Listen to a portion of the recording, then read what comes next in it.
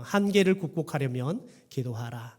한계를 극복하려면 기도하라. 라는 제목으로 말씀을 나누겠습니다. 이 시간 축복하고 싶습니다. 성령 충만하십시오. 말씀 충만하십시오. 행복하십시오. 오늘은 올해의 마지막 송구주일입니다. 우리가 올해도 이제 새해를 맞이하면서 각자의 가슴 안에 새해 내가 어떤 일들을 해야겠다 계획들을 세웠을 것입니다.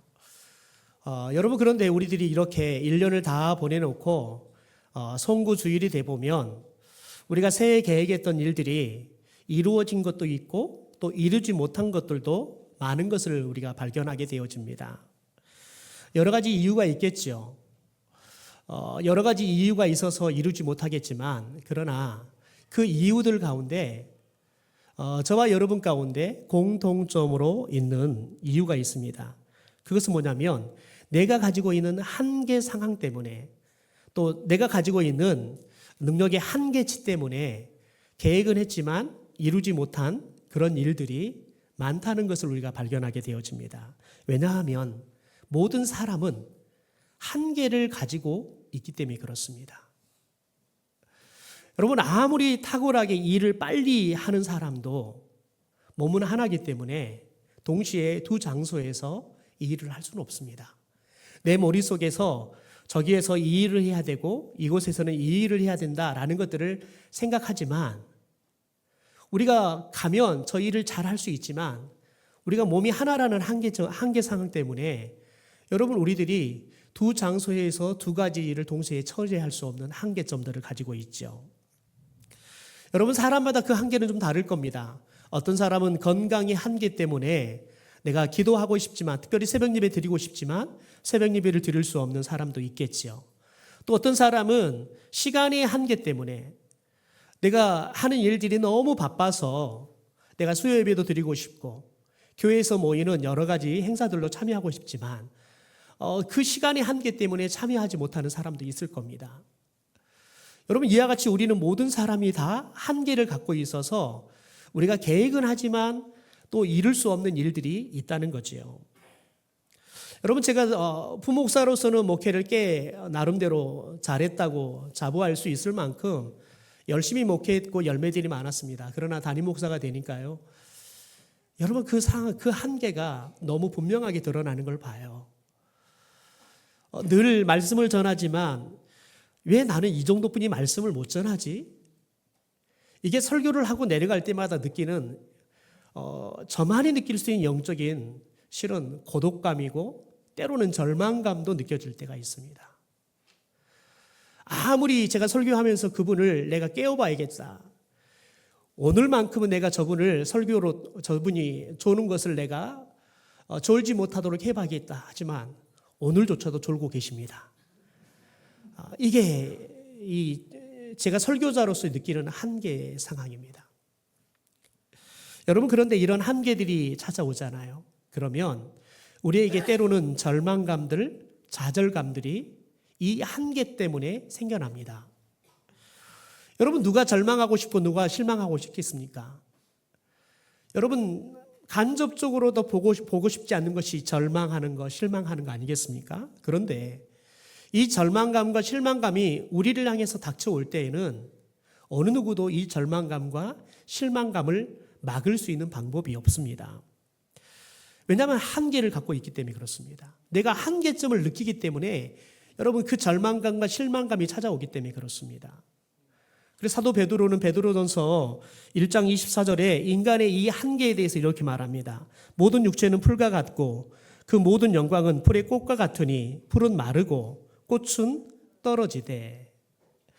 여러분, 우리의 육체가 풀과 같이 여러분 잘 자라고 풍성해져 가지만, 여러분, 아무리 운동하고 아무리 잘 가꿔도 세월 앞에서 여러분 어떤 육체도 약해지고 주름 생기고 노화를 막을 수 있는 사람은 단 한 사람도 없습니다. 여러분, 옆 사람을 보십시오. 아무리 화장을 잘해도 그 화장 안에 오래 또 늘어난 주름살을 감출 수는 없습니다. 더 나아가서 여러분, 저와 여러분이 우리의 인생이 꽃을 피우는 것처럼 정말 우리의 인생이 막 만발한 것 같아요. 내가 하는 일들이 막 다 잘 돼요. 여러분, 그런데 꽃이 떨어질 때가 있듯이 우리가 아무리 인생을 열심히 살아서 많은 열매를 맺어도 여러분, 언젠가는 반드시 화려한 인생에 꽃이 떨어질 여러분 한계점들을 누구나 다 갖고 있다는 겁니다. 제가 만났던 한 집사님께서 집이 너무 가난하셨습니다. 그분이 할 수 있는 거라고는 공부뿐이 없었습니다. 그래서 열심히 공부했습니다. 그래서 한 중견기업에 그분이 정말 임원이 되고 마지막에는 부사장까지 올라갔습니다. 여러분, 그런데 70이 되니까 더 이상 못하더라고요. 여러분, 회사를 위해서 아이들이 어떻게 커가는지도 보지도 못하고 날마다 회사에 매달려 살았어요. 그래서 회장도 당신은 나보다 회사를 더 사랑하는 사람이야 라고 인정할 만큼, 회장이 경상도 사람이지만 호남 사람을 부사장에 앉힐 만큼 인정을 받았지만 나이 앞에서는 여러분 결국은 은퇴를 해야 되더라고요. 그러면서 그분이 은퇴하신 그 날을 교육자 식사를 대접하면서 그 말을 해요. 하나님의 은혜 때문에 내가 분에 넘치도록, 내가 결코 감당할 수 없는 그릇을 내가 그릇을 가지고 살았다고. 내가 지금까지 이렇게 부사장으로 살다가 은퇴할 수 있는 것, 그게 하나님의 은혜였다고. 그것만도 너무 감사하다고 고백하더라고요. 여러분, 그런데 얼마 지나지 않아서 그분이 우울증이 찾아오더라고요. 여러분, 그렇게 하나님의 은혜로 내가 70까지 일할 수 있었다고 고백하지만, 여러분, 매일매일 그렇게 새벽같이 나가서 늦게 들어오신 분이 아침이면 갈 곳이 없는 거예요. 밥 먹자는 사람이 없는 거예요. 연락할 주소는 많지만 연락할 수가 없는 거예요. 그러니까 자연스럽게 우울감이 찾아오시는 거예요. 그래서 그분이 대형 면허를 따가지고 교회에 차량 봉사를 하시더라고요. 우울증을 이겨보겠다고. 새벽에 내가 새벽 차량을 운행한 사람이 없어서 성도들이 교회를 오는 것이 좀 어려우니까, 그러면 내가 새벽은 내가 일찍 잘 일어나니까 내가 새벽이라도 내가 교회 차량 봉사하면서, 새벽은 차 운전 빨리 안 해도 되니까 그렇게 봉사를 하시면서 그 우울증들을 극복해 가시더라고요. 여러분, 우리들이 아무리 하나님의 은혜 때문에 내가 하나님이 축복을 주셔서 이렇게 잘 살았습니다 고백은 하지만 막상 무력한 내 삶을 경험하기 시작하니까 우울감이 찾아오는 게 사람이에요. 여러분, 그래서 사람은 한계가 있어서 홀로 살아갈 수 없는 존재입니다. 누군가에게 도움을 받고 또 누군가에게 도움을 주며 살아가야 할 존재이죠. 여러분, 사람은 누군가에게 도움만 받는 것도 행복하지 않습니다. 사람은요, 도움을 받으면 양심이 있어서 꼭 나도 도움을 받은 것을 갚아주고 싶어 해요. 한 목사님께서 아버님께서 돌아가셔서 부고 카톡을 보내셨더라고요. 성탄절날 보내주셔서 저는 너무 분주해서 오늘 왔으니까 오늘 돌아가셨구나 라고 생각했어요. 그리고 금요일날 조문을 가려고 봤더니 세상에 그날이 바로 발이 나는 날이더라고요. 그래서 어쩔 수 없이 그냥 저희금만 계좌로 보내드렸어요. 그런데 그분이 그제 저녁에 장례를 마치고 11시가 넘어서 제게 개인적으로 카톡을 보내주셨어요. 여러분, 그런데 그렇게 카톡을 보내주셔서 그분이 제게 마지막 남긴 말이 뭐냐면, 목사님이 저의 장래에 대해서 이렇게 관심 가져주시고 사랑을 베풀어 주셔서 감사하다고, 제가 꼭 식사 함께 대접하겠다고. 저는 가지도 못했거든요. 근데 그분은 꼭 식사 한 끼를 대접하겠다고. 근데 그분은 빈말은 하지 않으세요. 아마 꼭 식사를 대접해 줄 겁니다. 저만의 믿음인지는 모르겠지만, 여러분, 사람은 받으면 나누고 싶고 베풀고 싶어요. 그게 사람의 마음이죠. 오늘 그래서 사람은 도움만 받아서 만족이 되는 게 아니라 도움을 받고 또 누군가를 도울 수 있어야 합니다. 여러분, 그런데 도움을 받는 것도 한계가 있고요. 내가 도와주는 것도 한계가 있는 겁니다. 왜냐하면 여러분, 인간은 한계가 있는데 모두가 다 한계를 갖고 있기 때문에 그렇습니다. 나를 도와주는 사람도 한계가 있었어요. 그래서 나를 돕는 것이 한계가 있는 거예요. 또 나도 누군가를 돕지만 한계를 갖고 있기 때문에 내가 누군가를 돕는 것도 한계를 갖고 있는 겁니다. 여러분, 그런데 문제는 뭐냐면 우리가 살아가는 삶 속에서 이 한계라는 상황은 모든 사람에게 정도만 다를 뿐이지 언제든지 찾아온다는 거예요. 그래서 모든 사람들은 그 한계를 극복하려고 애를 쓰죠. 여러분, 그래서 사람들이 마라톤을 하잖아요. 마라톤은 여러분, 사람이 자신의 한계를 뛰어넘어서 달리기 시작할 때 여러분 그때 희열을 느껴요. 그것 때문에 마라톤을 하는 거예요. 그래서 마라톤을 하다가 많은 사람들이 무리에 죽기도 하죠. 여러분, 사람은 극한의 상황을 자신을 밀어 넣어서 그 한계를 극복하면서 스릴을 느끼기도 합니다. 그래서 그걸 취미를 삼고 살기도 하죠. 여러분, 그래서 그런 한계를 극복하기 시작하면 여러분 자신감들이 생겨나요. 자존감이 생겨나기도 하지요. 여러분, 그렇지만 모든 한계를 극복할 수는 없습니다. 그런데 여러분, 우리에게 한계가 와요. 그런데 우리는 그 한계를 극복할 수 없어요. 여러분, 그런데 우리의 한계를 극복하게 할 수 있는 것이 이 땅에는 아무것도 없습니다. 그 누구도 우리를 한계를 극복할 수 있도록 도와줄 수 있는 사람은, 완벽한 사람은 없습니다. 그러나 여러분, 저와 여러분의 한계를 극복하게 할 수 있는 유일한 방법이 하나 있습니다. 바로 한계가 없으신 전지전능하신 하나님이 도와주시면 되는 거죠. 오늘 우리가 다윗을 만납니다. 여러분, 오늘 다윗이 한계의 상황을 맞이하는 것 같습니다. 그래서 그가 하나님의 도우심을 여러분 간절하게 요청하고 있습니다. 여러분, 오늘 이 다윗처럼 하나님의 도우심을 구하는 시를 우리는 탄원시라고 시편은 그렇게 구별을 합니다. 다윗은 하나님께 오늘 지금 탄원하고 있는 겁니다. 그에게 정확하게 어떤 일이 일어나서 이런 한계 상황이 왔는지 우리는 오늘 이 시편에서는 유추할 수 없습니다. 그러나 많은 성서학자들은 아마 다윗이 사울왕에게 쫓기면서 광야의 생활을 하며 매일매일 사선을 넘나들은, 내가 오늘을 넘길 수 있을지 알 수 없는 여러분 그런 한계 상황 속에서 아마 이 시를 썼지 않았을까라고 추측합니다. 여러분, 그런데 오늘 다윗이 자신의 한계 상황 속에서 자신의 한계를 극복할 수 있도록 도우실 하나님을 믿고 그가 하나님 앞에 간절하게 간구하고 있는데, 이 간구 속에, 이 간구의 기도 속에 네 가지의 내용이 담겨 있는 것을 우리가 보게 되어집니다.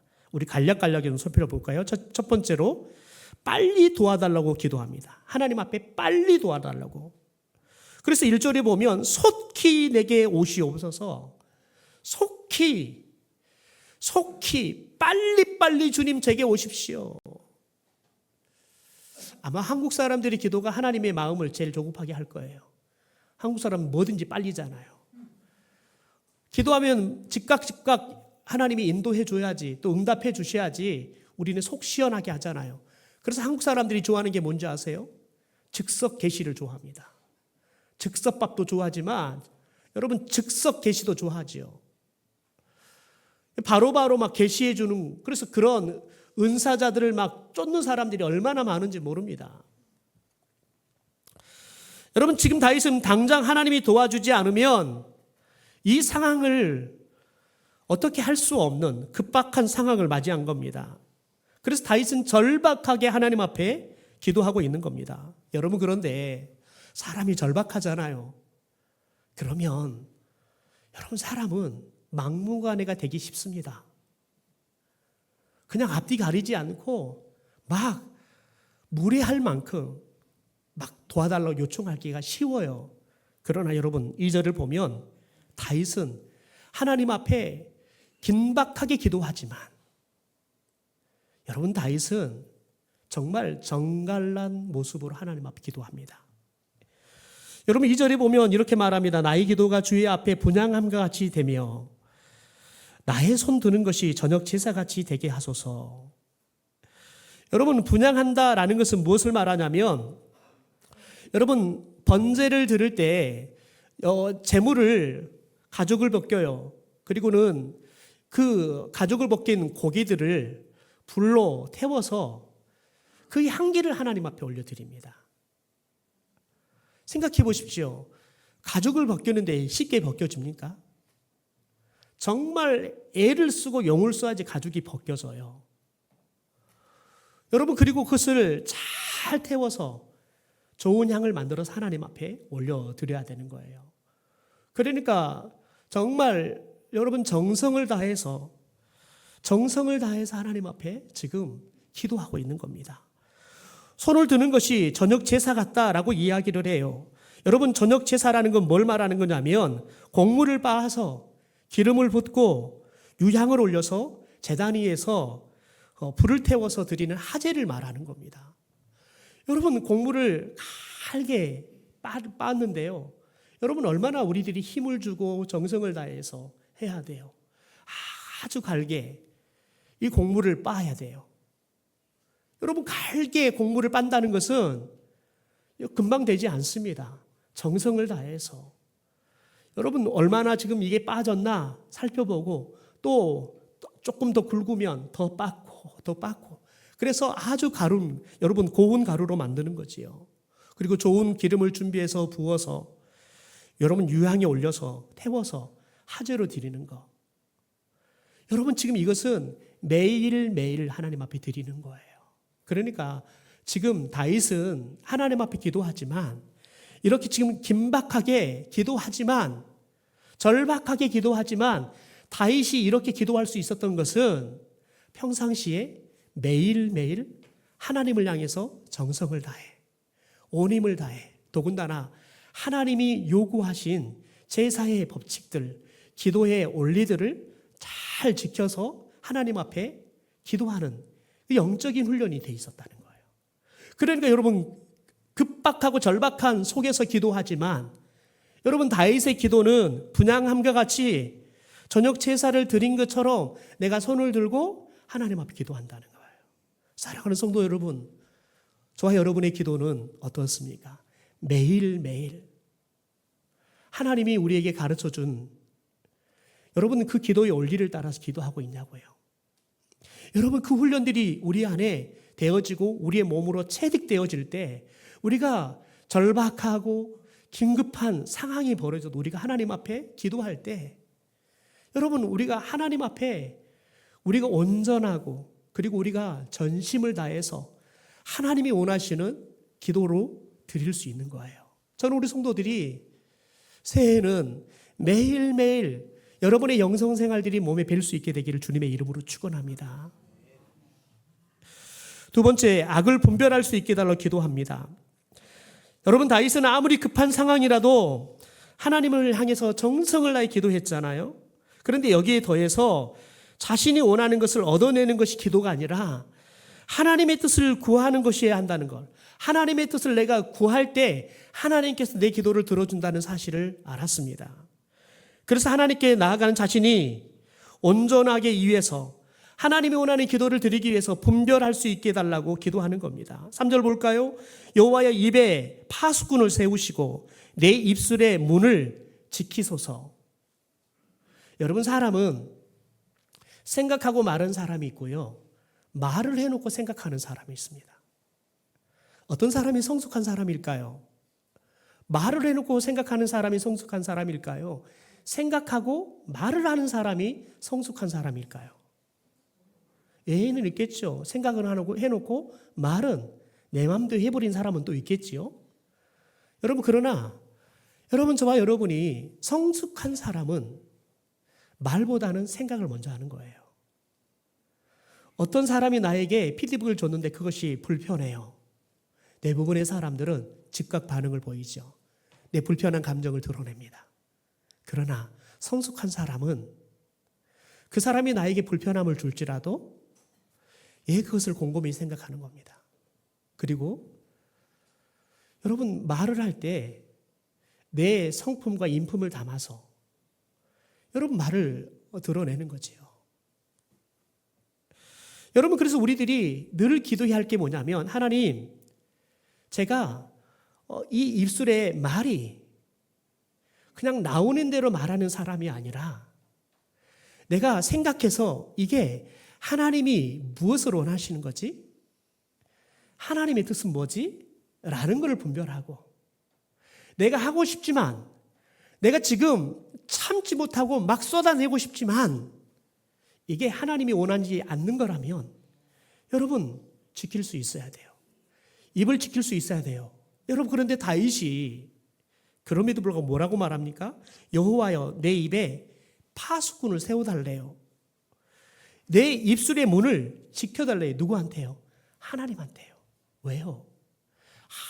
아무리 다윗이 고상하고, 하나님, 제가 다시는 제가 이 입으로 제가 가벼이 말 안 하고 이 입으로 제가 지치지 않겠습니다 라고 결단하지만, 여러분, 내 감정이 그냥 막 소용돌이 쳐있고, 여러분, 내 감정이 요란해지면, 시끄러워지면, 여러분, 우리는 그 순간 내가 하나님 앞에 마음 먹었던 것들이 다 날아가 버려요.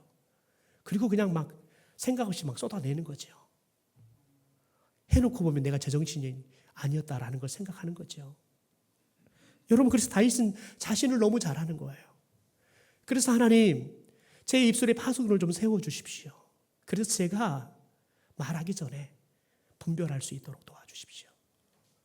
여러분, 이 말은 뭐냐면, 지금 다윗이 이 상황이 지금 자신의 감정대로 한다 그러면 하나님 앞에 죄 지을 수밖에 없는 거예요.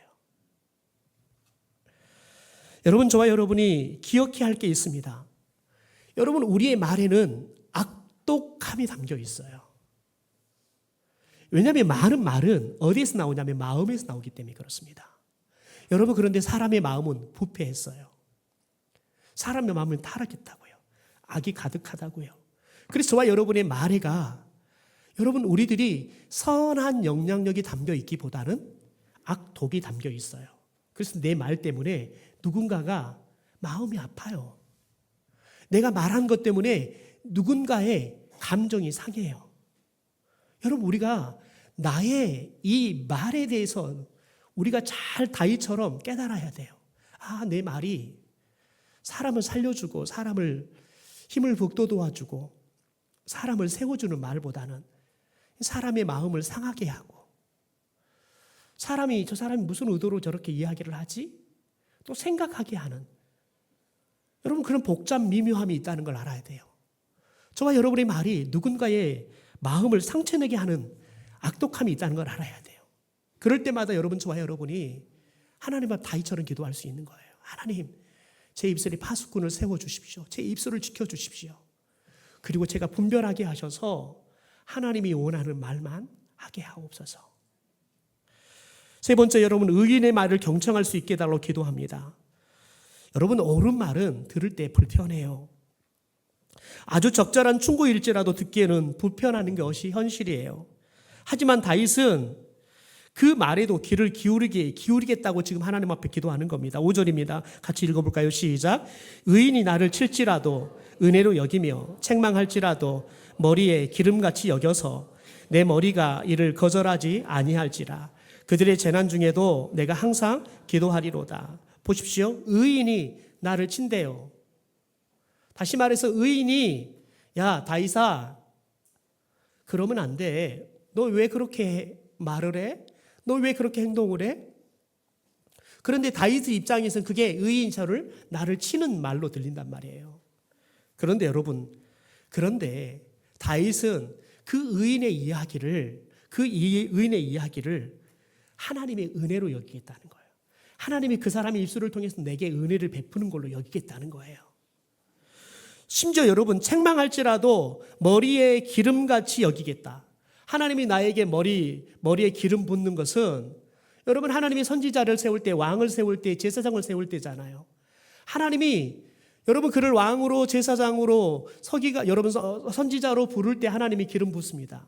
그러니까 지금 저 사람이 내게 말을 하는데 그게 내가 나를 치는 말로 나를 책망하는 말로 들리지만 그러나 내가 저 사람이 저 책망하는 말을 치는 말을 내가 하나님의 어명으로 듣게 해 주십시오. 여러분 이게 참 쉽지 않아요. 여러분 제가 50이 넘어가니까요. 또 제가 위임하고 나니까요. 늘 조심스러워요. 더 조심스러워요. 목사가 위임받고 나더니 변했네? 이런 말 들을까 봐요. 여러분 그런데 건축을 해 가니까 늘 민감한 일들이 생겨요. 그러다 보니까 늘 신경이 곤두세워져 있어요. 근데 조그만이라도 이렇게 신경질적인 일들이 생기면 나도 모르게 터져요 막. 그래서 막 하나님 앞에 기도할 때마다 하나님 제가 이것뿐이 안 됩니다. 내가 이거 하나 컨트롤을 못해서. 여러분 제가 오늘 말씀을 준비하면서 하나님 어린아이 우리 교회 어린아이 소일지라도 내가 경청할 수 있는 능력을 주십시오. 말로 듣지 않고 저 아이의 마음을 내가 들을 수 있도록 도와주십시오. 성도님들이 이야기할 때 단어로 듣고 기분 나빠하는 게 아니라 저분들의 진심을 볼 수 있는, 진심을 들을 수 있는 그런 경청의 능력을 주십시오. 기도가 돼요. 여러분 다윗은 네 번째로 앞으로 악인의 손에서 벗어나게 해달라고 기도합니다. 여러분 지금 당장은 악인의 손에서 벗어나 있는 듯해요.